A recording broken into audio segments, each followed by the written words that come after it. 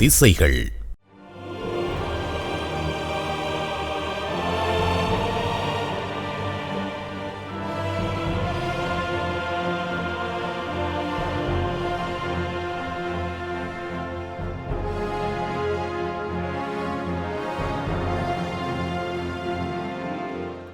நல்லூர் ராசதானி அமைந்திருந்த உண்மையான இடத்தையோ அல்லது அதன் விஸ்தீரணத்தையோ பூரணமாக அறியக்கூடிய அளவிற்கு தொல்லியல் சான்றுகள் கிடைக்கவில்லை. எனினும் கிடைத்த சான்றுகளை வைத்துக் கொண்டு நோக்கும்போது இந்த ராசதானி தற்போதைய நல்லூர் கந்தசுவாமி கோவிலுக்கு முன்னால் உள்ள 3 மைல் சுற்றுவட்டத்தினுள் இருந்திருக்கலாம் என்று ஊகிக்க முடிகின்றது. இதனை யாழ்ப்பாண வைபவமாலையில் வரும் ஆதாரங்களும் போர்த்துக்கேய ஆசிரியர்களின் குறிப்புகளும் உறுதிப்படுத்துகின்றன. 4 மதிலும் எழுப்பி வாசலும் ஒழுங்காய் விடுவித்து மாட மாளிகையும் கூட கோபுரங்களையும் பூங்காவையும் பூங்காவன நடுவிலே ஸ்நான மண்டபமும் முப்படை கூபமும் உண்டாக்கி அக்கூபத்தில் யமுனா நதி தீர்த்தமும் அழைப்பித்து கலந்துவிட்டு நீதி மண்டபம், யானைப்பந்தி, குதிரை லயம், சேனாவீரர் இருப்பிடம் முதலியன கட்டுவித்து கீழ்த்திசை வெயிலுகந்த பிள்ளையார் கோயிலையும், தென் திசைக்கு கைலாய பிள்ளையார் கோயிலையும், வடதிசைக்கு சட்டநாதர் கோயில், தையல் நாயகி அம்மன் கோயில், சாலை விநாயகர் கோயிலையும் அமைப்பித்தனர் என்று ராசதானியின் அமைப்பு பற்றி யாழ்ப்பாண வைபவமாலையில் வரும் வர்ணனை குறிப்பிடுகின்றது. நல்லூரானது தற்காலத்தில் நல்லூர் கந்தசாமி கோயிலை மையப்படுத்தி பேசப்பட்டு கொண்டிருந்தாலும் நல்லூர் கந்தசாமி கோயிலையும் தாண்டி நல்லூருக்கு பல சிறப்புகள் இருக்கின்றன. யாழ்ப்பாணத்திலிருந்து யாழ் நகரத்திலிருந்து 2 கிலோமீட்டர் தொலைவில் இருக்கும் இந்த நல்லூரானது ஏறக்குறைய ஒரு நகர் போன்ற பரபரப்புடன் என்றுமே காணப்படுவதுண்டு. நல்லூருக்கான மிக முக்கியமான சிறப்பு என்னவெனில், எமது மன்னர்கள், யாழ்ப்பாணத்தை ஆண்ட மன்னர்கள் நல்லூரை ஒரு தலைநகராக கொண்டு ஆட்சி செய்திருக்கிறார்கள் என்பதுதான் இங்கு மிக முக்கியமாக கவனிக்கப்பட வேண்டிய ஒரு விடயம். எனவே இந்த நல்லூரில் நாங்கள் இங்கு நின்று கொண்டிருக்கும் இந்த பகுதி உட்பட இந்த நல்லூரை ஏறக்குறைய இந்த நல்லூர் முழு பரப்பளவுமே நல்லூர் ராசதானிக்கு சொந்தமானதாக கருதப்படுகின்றது. இங்குதான் நல்லூர் அரண்மனை உட்பட ஏனைய அதற்கு தேவையான சகல கட்டட பகுதிகளும் இந்த பிரிவிலேயே காணப்பட்டிருக்கின்றது. யாழ்ப்பாண ராச்சியத்தின் தலைநகர் நல்லூர் என்று அழைக்கப்பட்டமை குறிப்பிடத்தக்கது. தென்னிந்தியாவின் தமிழகத்திலே ஆதிச்சநல்லூர், சக்கரவர்த்தி நல்லூர், திருவெண்ணை நல்லூர், சேய் நல்லூர், வீராநல்லூர், சிறுத்தொண்டர் நல்லூர், கடையநல்லூர், சிங்கநல்லூர் முதலிய பல இடங்கள் உண்டு. நல்லூரிலே உள்ள பழைய புராதன சிவாலயங்களில் ஒன்று சட்டநாதர் ஆலயமாகும். தமிழகத்திலே திருஞான சம்பந்தர் பிறந்த சீர்காழியிலும் சட்டநாதர் ஆலயம் உண்டு. ஏற்கனவே சோழப் பேரரசு, பாண்டிய பேரரசு ஆட்சி காலங்களில் முக்கியத்துவம் பெற்ற நல்லூர் கிறிஸ்துக்கு பின்னர் 13ஆம் நூற்றாண்டில் உதயம் பெற்ற தமிழரசின் தலைநகராக சுமார் 4 நூற்றாண்டுகளாக விளங்கியுள்ளது.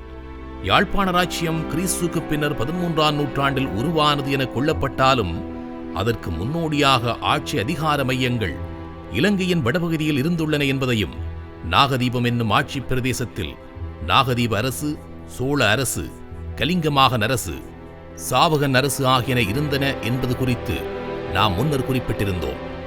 விஜயகாலிங்க சக்கரவர்த்தியினால் நல்லூர் ராசதானி அமைக்கப்பட்ட போது வழிபாட்டு தேவைக்காக நல்லூர் கந்தசுவாமி கோவிலையும், தெற்கே கைலாசநாத பிள்ளையார் கோவிலையும், தலைநகரின் கீழ்த்திசையில் வெயிலுகந்த பிள்ளையார் கோவிலையும், வடதிசையில் சட்டநாதர் கோயில், தையல் நாயகி அம்மன் கோவில், மேற்கே வீரகாளியம்மன் கோவில் முதலானவற்றையும் கட்டுவித்தான். இவற்றில் சிலவற்றை பிற்காலத்தில் சிம்மாசனத்தில் இருந்த பரராசசேகரன் கட்டுவித்ததாக சிலர் கூறுவர். உண்மையில் சிங்கள படைகளால் அழிக்கப்பட்ட இக்கோவில்களை பரராசசேகரன் புனருத்தாரணம் செய்தான் என கொள்வதே பொருத்தமாகும் என்று வரலாற்றாசிரியர்கள் குறிப்பிடுகின்றனர். தமிழ் மன்னர்கள் காலத்தில் நல்லூர் ராஜதானியாக இருந்தது. அந்த ராஜதானியாக இருக்கும் பொழுது தமிழ் மன்னர்கள் கிறிஸ்துக்கு பின் 13ஆம் நூற்றாண்டில் தமிழ் மன்னர்கள் காலம் இருந்ததாக வரலாற்று நூல்கள் கூறுகின்றன. அக்காலத்தில் தான் நல்லூர் கந்தன் கோயில் கட்டப்பெற்றதாக, சிங்கி ஆரிய சக்கரவர்த்தி காலத்தில் நல்லூர் கோயில் கட்டப்பட்டதாக வரலாறுகள் கூறுகின்றது. அதனை சுற்றி காவல் தெய்வங்களாக இந்த சிங்கி ஆரிய சக்கரவர்த்திகளால் கிழக்கே வெயிலுகந்த பிள்ளையார் கோவிலும், தெற்கே கைலாசநாதர் சிவன் கோவிலும், மேற்கே கொற்றவை தெய்வமாக வீரமாகாளி அம்மன் கோவிலும், வடக்கே சட்டநாதர் சிவன் கோவிலும் சிங்கி ஆரிய சக்கரவர்த்திகளால் அமைக்கப்பட்டு அவைகள் காவற் தெய்வங்களாக வழிபடப்பட்டதாக வரலாற்று நூல்கள் கூறுகின்றன. அவைகள் பின்னர் ஆங்கிலேயர் அந்நியர் ஆட்சி காலத்தில் சிதைவு அடைந்த அடைந்து பின்னர் இவ்வூர் மக்களால் அக்கோயில்கள் புனரமைக்கப்பட்டு இப்பொழுதும் அந்த வரலாற்றுக்களை கூறிக்கொண்டு அந்த கோயில்கள் சிறப்பாக இயங்கி வருகின்றன.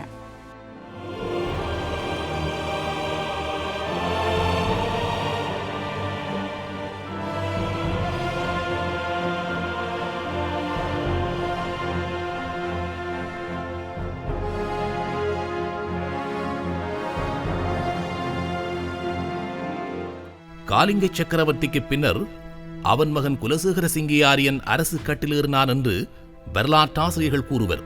எனினும் இவன் காலத்தில் கிறிஸ்துக்கு பின்னர் 1247ஆம் ஆண்டு யாவா நாட்டினைச் சேர்ந்த சந்திரபானு எனும் சாவக மன்னன் தென்னிலங்கை சிங்கள அரசு மீது படையெடுத்ததாகவும் எனினும் அவனது படையெடுப்பை சிங்கள மன்னனான 2ஆம் பராக்கிரமபாகு முறியடித்ததாகவும் கூறப்பட்டுள்ளது.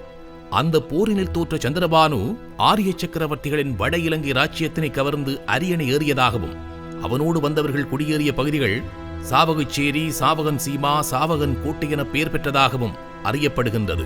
கிறிஸ்துக்கு பின்னர் 1262ஆம் ஆண்டு தென்னிலங்கை மீது மீண்டும் படையெடுத்த சாவகனை 2ஆம் பராக்கிரமபாகுவுக்கு உதவ தென்னிந்தியாவிலிருந்து படையெடுத்து வந்த ஜடாவர்மன் வீரபாண்டியன் கொன்றான் என்றும் அறிய கிடக்கின்றது.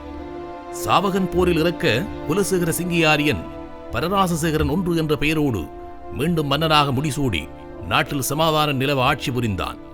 குலசேகர சிங்கியாரியனுக்கு பின்னர் அவன் மகன் குலோத்துங்க சிங்கியாரியன் கிறிஸ்துக்கு பின்னர் 1284இல் சிகராசசேகரன் 2 என்னும் பெயரில் மன்னனானான். குலோத்துங்க சிங்கியாரியனுக்கு பின்னர் கிறிஸ்துக்கு பின்னர் 1292இல் விக்ரமசிங்கியாரியன் பரராசசேகரன் 2 என்ற பெயரில் அரசனானான். விக்ரமசிங்கியாரியனுக்கு பின்னர் கிறிஸ்துக்கு பின்னர் 1302இல் பரோதய சிங்கியாரியன் சிகராசசேகரன் 3 என்ற பெயரில் முடிசூடிக் கொண்டான். கிறிஸ்துக்கு பின்னர் 1325இல் பரோதய சிங்கியாரியன் இறக்க அவன் மகன் மார்த்தாண்ட சிங்கியாரியன் பரராசசேகரன் 3 என்ற பெயரில் அரசனானான்.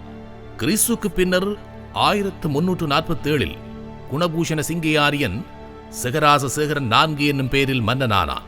அவனுக்கு பின்னர் விரோதிய சிங்கியாரியன் பரராசசேகரன் 4 என்னும் பெயரில் மன்னனானான். கிறிஸ்துக்கு பின்னர் 1380ஆம் ஆண்டில் விரோத சிங்கியாரியனின் மகன் சயவீர சிங்கியாரியன் சிகராசசேகரன் 5 என்ற பெயரில் அரியணை ஏறினான். இவன் முத்துக்குளித்தல் சம்பந்தமான பிணக்கில் தென்னிலங்கை மீது படையெடுத்து மன்னன் புவனேக பாகுவினை போரில் வென்று திறை பெற்று மீண்டான் என்றும் அதன் பின்னர் 12 வருடங்கள் தென்னிலங்கை மன்னர்கள் யாழ்ப்பாண அரசனுக்கு திறை செலுத்தினர் என்றும் வரலாறு குறிப்பிடுகின்றது. ஒரு கட்டத்தில் கோட்டை அரசனான அழகு கோனார் என்பவன் திறை செலுத்த மறுத்தபோது சயவீர சிங்கியாரியனின் பெரும்படை கடல் வழியாக கோட்டைக்கும் தரை வழியாக கம்பளைக்கும் சென்றபோது இவன் படைக்கு எதிர் நிற்க அஞ்சிய கம்பளை அரசன் புவனேகபாகு ஓடி ஒளிந்து கொண்டான் என்று வரலாற்றில் பதியப்பட்டுள்ளது. கிறிஸ்துக்கு பின்னர் 1410ஆம் ஆண்டில் சயவீர சிங்கியாரியன் இறக்க குணவீர சிங்கியாரியன் பரராசசேகரன் 5 என்ற பெயரில் மன்னனானான். குணவீர சிங்கியாரியனுக்கு பின்னர் கிறிஸ்துக்கு பின்னர் 1440இல் அவன் மகன் கனகசூரிய சிங்கியாரியன் சிகராசசேகரன் 6 என்ற பெயரில் முடிசூடிக் கொண்டான். இவனுடைய ஆட்சி காலம் முக்கியமானது. ஏனெனில் கிறிஸ்துக்கு பின்னர் 1215இலிருந்து கிறிஸ்துக்கு பின்னர் 1440 வரை கட்டிக்காத்த சுதந்திர யாழ்ப்பாண ராச்சியத்தினை கிறிஸ்துக்கு பின்னர் 1480இல் கோட்டை மன்னனிடம் பறிகொடுத்தான். கிறிஸ்துக்கு பின்னர் 1415இல் 6ஆம் பராக்கிரமபாகு கோட்டை அரசனான பின்னர் பலவீனமுற்றிருந்த சிங்கள ராச்சியம் வலுப்பெற்றது. அவன் இலங்கை முழுவதையும் தனது கட்டுப்பாட்டில் கொண்டு வர எண்ணி கண்டி ராச்சியம், வன்னி சிற்றரசுகள் போன்றவற்றை தனது கட்டுப்பாட்டில் கொண்டு வந்தான். தமிழகத்தில் விஜயநகர பேரரசின் எழுச்சியும் வடபகுதியில் அதன் படர்ச்சியும் ஆரிய சக்கரவர்த்திகளின் மேலாணை ஈழத்தின் தென்பகுதிக்கு விஸ்தரிக்கப்படுவதனை தடுத்தன. இதன் காரணமாக 6ஆம் பராக்கிரமபாகுவின் யாழ்ப்பாண படையெடுப்பு வெற்றி பெற்றதாக இன்றைய வரலாற்றாசிரியர் க. குணராசா குறிப்பிடுகின்றார். நல்லூர் பற்றிய பல சிறப்புகளை நாங்கள் இங்கு வாழும் பெரியவர்களுடன் கேட்டறியும் போது அவர்கள் கூட சொல்லுகின்றார்கள், தாங்களே செவி வழி வந்த கதைகளை கேட்டுத்தான் நல்லூரின் பாரம்பரியத்தை அறிந்து கொண்டதாக.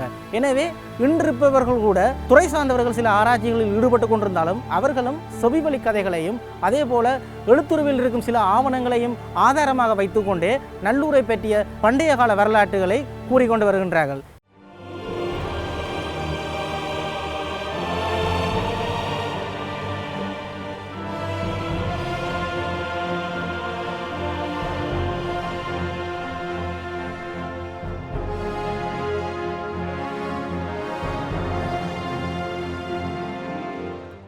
கிறிஸ்துக்கு பின் 1450ஆம் ஆண்டு கோட்டை மன்னனாகிய 6ஆம் பராக்கிரமபாகு தனது படைத்தலைவனும் வளர்ப்பு மகனுமாகிய சப்புமல் குமரையா எனும் செம்பக பெருமாளை யாழ்ப்பாணத்தை கைப்பற்றும் நோக்கில் அனுப்பியதாக குறிப்பிடப்படுகின்றது.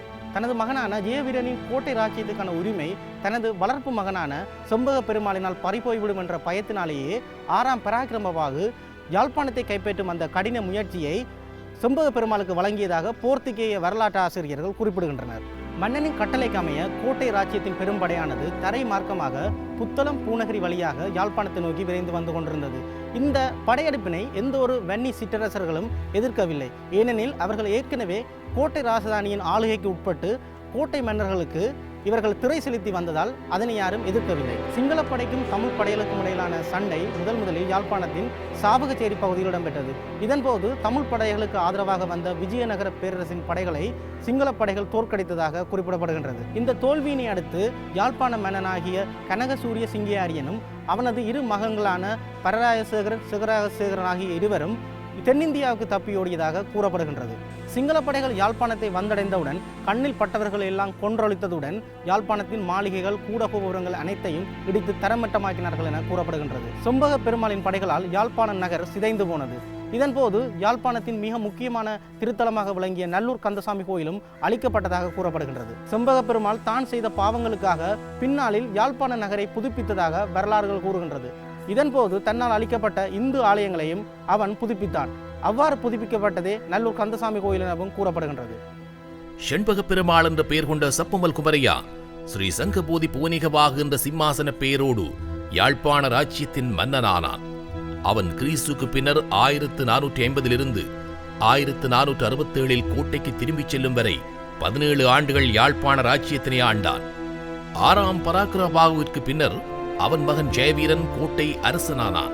அதனை விரும்பாத ஸ்ரீ சங்கபோதி புவனிகவாகு எனும் சப்புமல் குமரையா யாழ்ப்பாண ராஜ்யத்திற்கு விஜயவாகு என்பவனை அரசனாக்கிவிட்டு கோட்டைக்கு சென்று ஜெயவீரனை கொன்று கோட்டை ராஜ்யத்தின் அரியணை ஏறினான். சந்தர்ப்பத்தினை எதிர்பார்த்து காத்திருந்த கனகசூரிய சிங்கியாரியனும் அவனது இரு புதல்வர்களும் தென்னிந்தியாவிலிருந்து பெரும்படையுடன் திரும்பி வந்து விஜயவாகுவினை கொன்று இழந்த ராஜ்யத்தினை மீளப் பெற்று கனகசூரிய சிங்கியாரியன் முடிசூடிக் கொண்டான். கனகசூரிய சிங்கியாரியனின் மூத்த மகன் பரராசசேகரன் கிறிஸ்துக்கு பின்னர் 1478 சிங்கை பரராசசேகரன் என்ற பெயரோடு யாழ்ப்பாண ராஜ்யத்தின் மன்னனாக அரியணை ஏறினான். கிறிஸ்துக்கு பின்னர் 1236 விஜயகாலிங்க சக்கரவர்த்தியில் இருந்து கனகசூரிய சிங்கியாரியன் வரையிலான கிறிஸ்துக்கு பின்னர் 1477 ஆண்டு காலத்தில் 11 ஆரிய சக்கரவர்த்திகள் ஒருவர் மாறி ஒருவராக பரராசசேகரன் சிகராசசேகரன் என்ற சிம்மாசன பேரில் அரசாண்டனர். ஆரியன் அல்லது ஆரிய சக்கரவர்த்தி என்ற பட்டம் கனகசூரிய சிங்கியாரியனுடன் வழக்கொழிந்து போனது. சப்புமல் குமரையா எனும் செண்பக பெருமாளின் படையெடுப்பினால் அழிவுற்ற ஆலயங்களை சிங்கை பரராசசேகரன் புனருத்தாரணம் செய்ததாக குறிப்பிடப்படுகின்றது. இதற்கமைய சட்டநாதர் கோயில், வெயிலுகந்த பிள்ளையார் கோயில், கைலாச பிள்ளையார் கோயில், வீரமா காளியம்மன் கோயில் என்பவற்றை இவன் மீண்டும் புனரமைத்தான் என கொள்ளல் வேண்டும். அத்துடன் நல்லூரை மேலும் சிறப்புமிக்க நகராக்கிய பெருமையும் இவனையே சாரும். முத்திரைச்சந்தைக்கு அருகில் அமைந்திருந்த அன்றைய நல்லூர் கந்தசுவாமி கோவிலுக்கு அண்மையில் ஓர் ஏரி அமைப்பித்து யமுனா நதியின் திவ்ய தீர்த்தத்தினை காவடிகளில் கொணர்வித்து அவ்வேரிக்குள் பெய்வித்து அதனை யமுனா ஏரி என பெயர் தந்தழைத்தான். அந்த பகர வடிவில் அமைந்த யமுனா ஏரி இன்றும் சங்கிலியன் தோப்பில் காணப்படுகின்றது. சிங்கை பரராசசேகரன் காலத்தில் அவன் செய்த பணிகள் வியந்து பாராட்டத்தக்கவை. யாழ்ப்பாண ராஜ்யத்தினை 32 பெரும் கிராமங்களாக பிரித்து அவற்றை நிர்வகிக்க 32 தண்டாதிகாரிகளை நியமித்தான். சிங்கை பரராசசேகரன் காலத்தில் நல்லூரில் மீண்டும் தமிழ்ச்சங்கம் நிறுவப்பட்டது. பரராசசேகரன் தம்பியாகிய சிங்கை சிகராசசேகரன் சிறந்த தமிழ் அறிஞராக விளங்கியமை தமிழ்ச்சங்கத்தினை மீண்டும் நிறுவுவதற்கு ஏதுவாக அமைந்தது. மகா பண்டிதனான சிகராசசேகரன் சிகராசசேகரம் என்னும் சோதிட நூலையும் தனது தமையனின் பேரில் பரராசசேகரம் என்ற வைத்திய நூலையும் இயற்றினான். பரராசசேகரன் மருமகனான அரசகேசரி எனும் புலவன் ரகுவம்சம் எனும் நூலை இக்காலத்திலேயே இயற்றினான். அத்தோடு பரராசசேகரன் உலா என்னும் நூலும் இக்காலத்திலேயே எழுந்தது. கிராமங்கள் தோறும் வைத்தியசாலைகளை அமைத்ததுடன் கள்ளியங்காட்டில் மாமலை வனம் எனும் பெரிய மூலிகை தோட்டம் ஒன்றையும் நிறுவியிருந்தான். சிங்கை பரராசசேகரன் யாழ்ப்பாண ராஜ்யத்தின் மன்னனாக முடிசூடுவதற்கு முன்னர் சோழ வம்சத்தினைச் சேர்ந்த ராசலட்சுமி அம்மாளை மணந்து பட்டத்து ராணியாக்கினான். பாண்டிமளவன் குலத்தில் பிறந்த அரசகேசரி என்பவனின் மகள் வள்ளியம்மையை 2வது மனைவியாக்கியதுடன் மணவக்குடியில் பிறந்த மங்கத்தம்மாள் என்ற பெண்ணையும் தன்னுடன் சேர்த்துக் கொண்டான். இந்த மூவருக்கும் சிங்கை பரராசசேகரன் மூலமாக 8 பிள்ளைகள் பிறந்தனர். பட்டத்து ராணியான ராசலட்சுமி அம்மாளுக்கு சிங்கவாகு பண்டாரம் எனும் 2 புதல்வர்களும், வள்ளியம்மைக்கு பரநிறுவசிங்கன் மற்றும் 2 ஆண் பிள்ளைகள் 1 பெண் பிள்ளை என 4வரும், மங்கத்தம்மாளுக்கு சங்கிலி பரவி என 2 பிள்ளைகளும் பிறந்தனர். சிங்கை பரராசசேகரனின் பிற்காலம் மிகவும் துயர் நிறைந்ததாகவே காணப்பட்டது. அதற்கு காரணம் அவனுக்கும் மங்கத்தம்மாளுக்கும் மகனாக பிறந்த சங்கிலியின் கபட சிந்தையும் கடு விவேகமும் அஞ்சா குணமும் துஷ்ட நடையுமாகும். சங்கிலி ஆண்மையிலும் படைக்கல பயிற்சியிலும் சிறந்து விளங்கினான். கிறிஸ்துக்கு பின்னர் 1519ஆம் ஆண்டு யாழ்ப்பாண ராச்சியத்தின் மன்னராக சங்கிலி செகராசசேகரன் முடிசூடிக் கொண்டான். சங்கிலி ஆட்சிக்காக தனது சகோதரர்களை நயவஞ்சகமாக கொன்ற போதிலும் நாட்டுணர்வு மிக்க தலைவராகவும் ஓர் ஆளுமை மிக்க மன்னனாகவும் தீர்க்க தரிசனம் உடைய ஆட்சியாளனாகவும் இருந்துள்ளார். போர்த்துகேயர் கிறிஸ்துக்கு பின்னர் 1505ஆம் ஆண்டு காலத்தில் கோட்டை ராச்சியத்துடனான தொடர்பினை கொண்டிருந்த போதிலும் சங்கிலி மன்னனுடைய கடுமையான எதிர்ப்பு காரணமாக கிறிஸ்துக்கு பின்னர் 1543ஆம் ஆண்டிலேயே அவர்களால் யாழ்ப்பாணத்துடன் தொடர்பு கொள்ள முடிந்துள்ளது. தென்னிலங்கையில் ஆதிக்கம் பெற்ற போர்த்துகேயர் வட இலங்கை ராச்சியத்தினை தமது கட்டுப்பாட்டுக்குள் கொண்டு வரும் முயற்சியாக கிறிஸ்துக்கு பின்னர் 1542இல் பிரான்சிஸ் சவேரியார் என்னும் மதகுரு மன்னாருக்கு வந்து 600 பேரை கத்தோலிக்கர்களாக மதமாற்றம் செய்தார். இதனை அறிந்த சங்கிலி மன்னன் படையுடன் சென்று மதம் மாறிய மக்களையும் மதம் மாற்றிய மதகுருவையும் சிரச்சேதம் செய்தான். அத்தோடு உள்ளூரில் பல கலகங்களுக்கு காரணமாக இருந்த சிங்கள பௌத்தர்களை யாழ்ப்பாணத்தினை விட்டு வெளியேற்றினான். சிங்கள குடிகள் வன்னிக்கும் கண்டிக்கும் தப்பிச் சென்றன.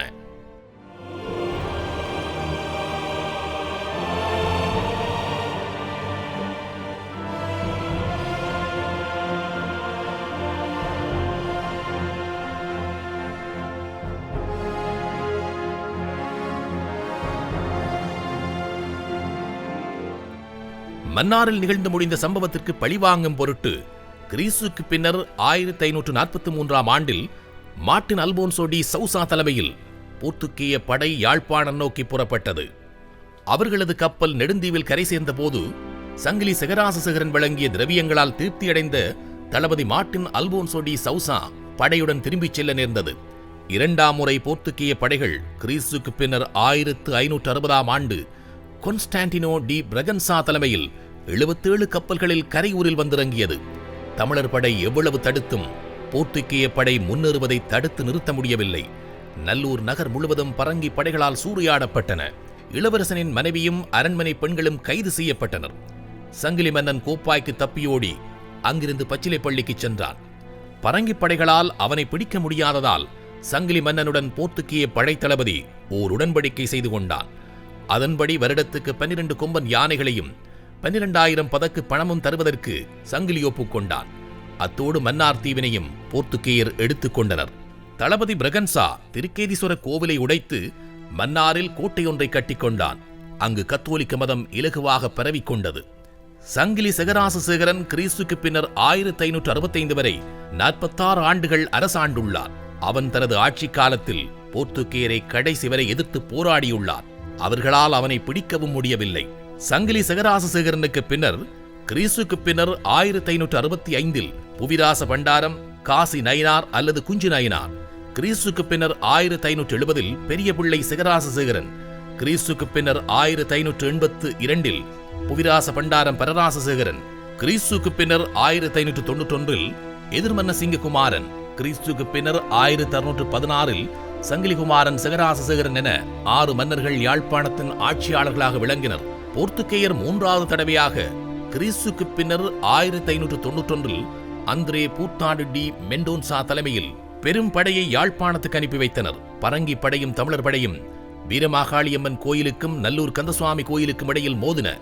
தமிழர் படை தோல்வியை தழுவ நேர்ந்தது. காரணம், பரங்கி படையின் சுடுகலங்களுக்கு முன்னால் தமிழர் படையின் ஈட்டியும் வாளும் ஈடுகொடுக்க முடியாமல் போனது. இந்த சண்டையில் பெரிய பிள்ளை உயிரிழக்க பெரிய பிள்ளையின் மகன் எதிர்மன்ன சிங்கன் மன்னனானான். எதிர்மன்ன சிங்கன் கிறிஸ்துக்கு பின்னர் 1616ஆம் ஆண்டு மரணமடைய சங்கிலிகுமாரன் செகராசசேகரன் அரியணை ஏறினான். இவனே யாழ்ப்பாண ராச்சியத்தின் கடைசி மன்னனாவான். கிறிஸ்துக்கு பின்னர் 1620ஆம் ஆண்டு போர்த்துகேயரின் இறுதிப் படையெடுப்பு நடைபெற்றது. இந்த படையெடுப்புக்கு பிலிப் டி ஒலிவேரா என்பவன் தலைமை தாங்கினான். தமிழர் படையினர் போர்த்துகேயரால் கொடுமையாக தாக்கப்பட்டனர். சங்கிலிகுமாரன் குடும்பத்தோடு சிறைப்பிடிக்கப்பட்டு கோவாவுக்கு அனுப்பப்பட்டார். அங்கு கிறிஸ்துக்கு பின்னர் 1621 அவர்கள் அவனை தூக்கிலிட்டனர். சங்கிலிகுமாரன் மரணத்துடன் யாழ்ப்பாண சிங்கியாரிய அரச பரம்பரை அழிந்து போனதுடன் யாழ்ப்பாணத்தின் தமிழ் மன்னர் ஆட்சியும் முடிவுக்கு வந்தது. யாழ்ப்பாண சிங்கியாரிய சக்கரவர்த்திகளின் அரச பரம்பரையினர் போர்த்துகேயர் ஒல்லாந்தர் காலங்களில் முதலிகள் என்ற பதவியுடன் ஊர்களின் நிர்வாக அதிகாரிகளாக இருந்துள்ளார்கள் என்றும் பின்னர் அவர்களின் சந்ததியினர் சாதாரண மக்களோடு மக்களாக கலந்து விட்டனர் என்றும் கலாநிதி க. குணராசா தனது வரலாற்று நூலில் குறிப்பிட்டுள்ளார். ஐரோப்பியர் ஆட்சியில் ஏனைய மரபுரிமை சின்னங்களுக்கு அழிவுகள் ஏற்பட்டாலும் ஐரோப்பியர் ஆட்சியின் முடிவில் குறிப்பாக பிரித்தானியர் ஆட்சி காலத்தில் ஏற்பட்ட மத சுதந்திரங்களை தொடர்ந்து பல ஆலயங்கள், இந்து ஆலயங்கள் யாழ்ப்பாணத்திலே பழைய இந்து ஆலயங்கள் இருந்த இடத்தில் அதற்கு அருகில் அல்லது பழைய பேரில் புதிய ஆலயங்கள் பல தோற்றம் பெற்றன. இந்த ஐரோப்பியர் ஆட்சி காலத்தில் இந்து ஆலயங்கள் அழிக்கப்பட்டு கோட்டைகளும் கிறிஸ்தவ ஆலயங்களும் நிர்வாக கட்டிடங்களும் அமைக்கப்பட்டதென்பது ஒரு கற்பனையான கதை அல்ல. இதை கொய்ரோ சுவாமி அவர்கள் தன்னுடைய நூலிலே தான் தமது ஆட்சியின் போது யாழ்ப்பாணத்தில் சிறிதும் பெரிதுமான 500க்கும் மேற்பட்ட இந்து ஆலயங்களை அழித்ததாக அவரே அதில் குறிப்பிடுகின்றார். இப்பொழுது யாழ்ப்பாண கோட்டையிலே மீள் புனரமைப்பு பணி செய்யப்பட்டு வருகின்றது. அந்த மீள புனரமைப்பின் போது யாழ்ப்பாணத்திலே இருந்த பல இந்து கோவில்கள் இடித்தளிக்கப்பட்டு அதற்குரிய கற்களை கொண்டே அங்கு கோட்டை கட்டப்பட்டது என்பதை அங்கு கிடைத்து வரும் மிகப்பெரிய தூண்களும் ஆலய சிற்பங்களும் சமய வழிபாட்டு சின்னங்களும் உறுதி செய்கின்றன. இத்தகைய ஒரு பின்னணியில்தான் நல்லூர் ராஜதானி என்று அழைக்கப்படுகின்ற யாழ்ப்பாண அரசின் தலைநகரான நல்லூர் ராஜதானியையும் நாங்கள் நோக்க வேண்டியுள்ளது. இன்று நல்லூரின் ஒரு அடையாளமாக, ராஜதானியின் ஒரு அடையாளமாக நல்லூர் கந்தன் ஆலயம் பார்க்கப்பட்டாலும் இந்த ஆலயம் தற்போதுள்ள இடத்தில்தான் யாழ்ப்பாண அரசு காலத்திலும் இருந்ததென்று கூறுவதற்கில்லை. உள்ளாந்தர் ஆட்சியில் ஏற்பட்ட மத சுதந்திரத்தை தொடர்ந்தே தற்போதைய கந்தன் ஆலயம் தற்போதைய இடத்தில் அமைக்கப்படுவதற்கு முன்னர் இந்த ஆலயம் நல்லூர் கந்தனுடைய ஆலயம் தற்போது அங்கிரு கள்ளியங்காட்டுக்கு அருகில் உள்ள கிறிஸ்தவ ஆலயம் இருந்த இடத்திலே இருந்ததென்பதை போர்த்துகேயர் ஆவணங்கள் நன்கு உறுதி செய்வதை காணக்கூடியதாக இருக்கின்றன. ஆதவனின் திசைகள்.